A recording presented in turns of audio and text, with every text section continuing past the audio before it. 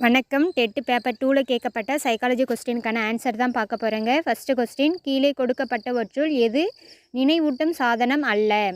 Answer option B, B மட்டும். SQ3R நுட்பம். அதாவது ஆன்சர் ஆப்ஷன் பி. நெக்ஸ்ட்டு, காலவரிசைப்படி பின்வரும் நுண்ணறிவு கோட்பாடுகளை ஒழுங்கமைக்கவும்.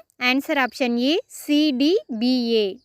ஸ்பியர்மனின் இருகாரணி கோட்பாடு ஃபஸ்ட்டு வரும். நெக்ஸ்ட்டு, தர்ஸ்டோனின் பல்காரணி கோட்பாடு செகண்ட் வரும். தேர்டு, கில்போர்ட்டின் நுண்ணறிவு கட்டமைப்பு கோட்பாடு.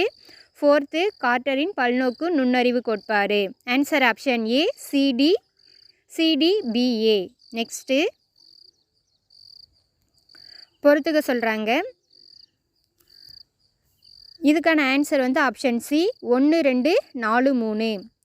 அடையாள அடைவூக்கம் ஆய்வு காலத்தை தொடர்ந்து மதிப்புகள், நம்பிக்கைகள், குறிக்கோள்களுக்கான அர்ப்பணிப்பு.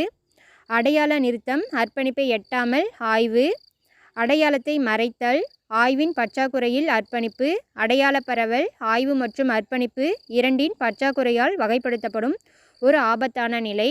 Answer option C, 1, 2, 4, 3.